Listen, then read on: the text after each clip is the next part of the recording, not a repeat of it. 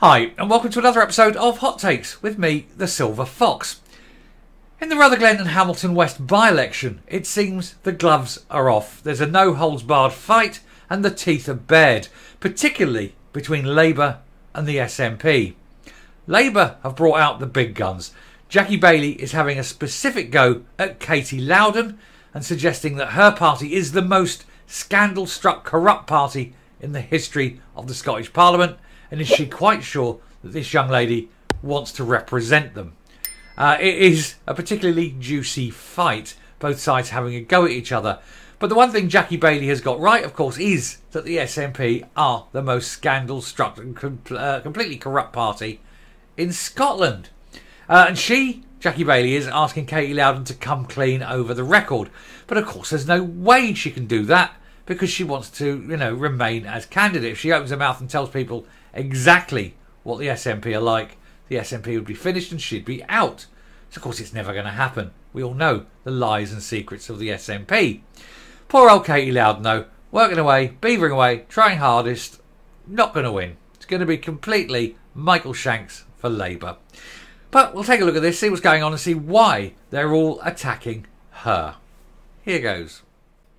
So the SNP are the most scandal-struck party in Scottish political history, as the MP candidate urged to come clean over her suitability for the role. Well, given it's the SNP, if she's completely corrupt and, damaged and possibly with a bit of shady criminal history, then yeah, she's an ideal candidate for the SNP.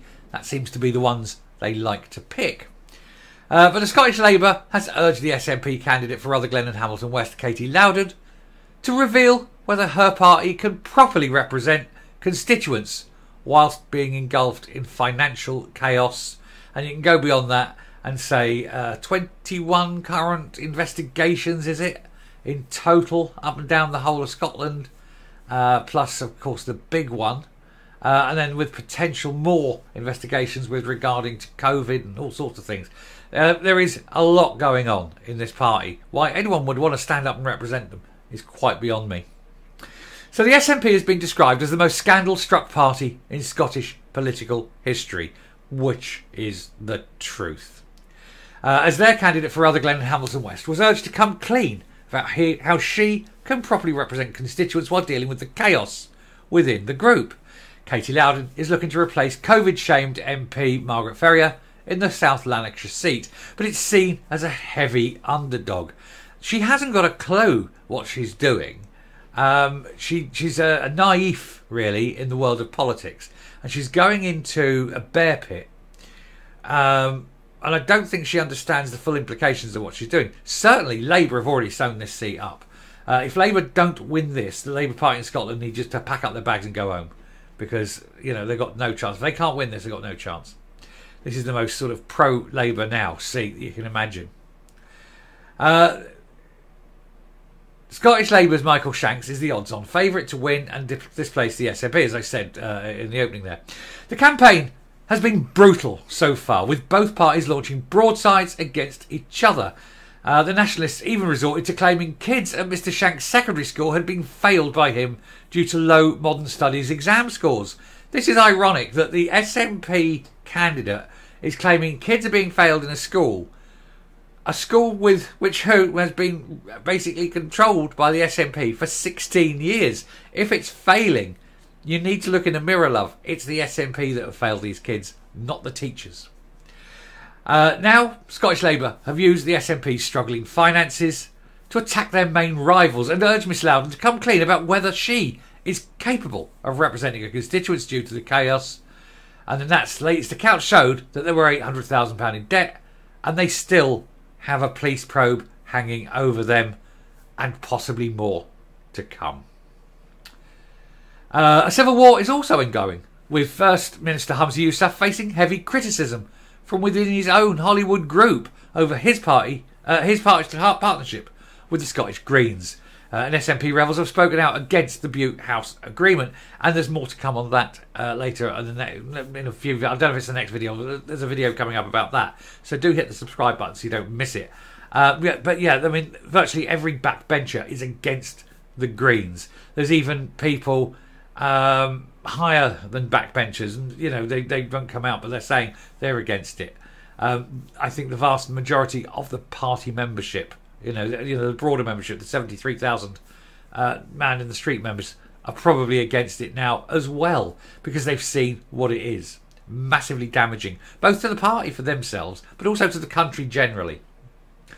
The party's accounts published last week also proved to be scary reading for them. They're 800,000 in the red and have claimed second successive deficit. Scottish Labour pointed out that this was despite Nicola Sturgeon claiming that the finances were in good order in a leaked video. A video we did cover at the time a few months ago, and it was obvious at the time that she was being snidey and covering up and was saying, for heaven's sake, don't talk about it and all this, because, again, it's one of those examples with the SNP where the truth must never come out. Deputy Leader Jackie Baillie demanded that Miss Loudon tell the truth about whether the SNP is fit to represent the area, which was already neglected after Miss Ferrier broke COVID laws and sat as an independent. She said, try as she might to hide from scrutiny, the truth is Katy Loudon is standing as a candidate in one of the most scandal-struck parties in Scottish political history. From ongoing police investigations to financial chaos, Katy Loudon must explain why she thinks the SNP is a fit and proper party to represent the area. The people of Rutherglen and Hamilton West know what it's like to be failed by a chaotic SNP, and for years they were denied proper representation by erstwhile SNP MP Margaret Ferrier. Well, they're certainly not a fit and proper party, are they? They're neither fit nor proper. They're an indecent party, filled, as we've seen earlier, in the week with videos, filled with people who are pushing horrific sexual politics onto very young children, who want to basically cancel the existence of women, who have some strange understanding of what the word independent means, who are financially illiterate, economically beyond all saving, and who have been shown to be provable liars.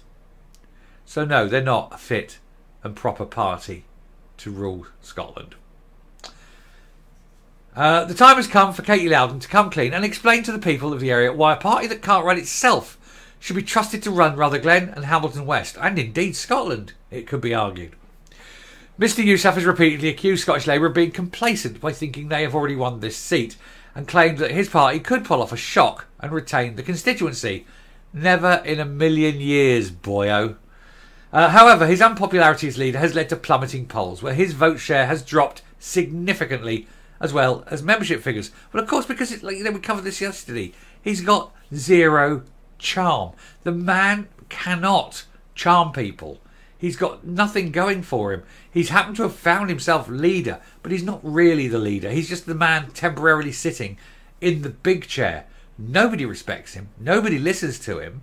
And if he was in a private individual, out there, he'd be shunned because he'd be like the world's most boring man, because he's just got nothing to offer. He's got no charisma. Nobody wants to be his friend at lunchtime, put it that way.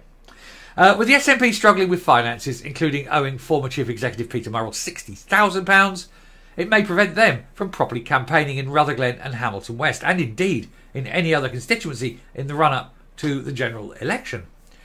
Katy Loudon said, unlike Labour, the SNP delivers on our pledges. You haven't got one thing. Look, listen to these things.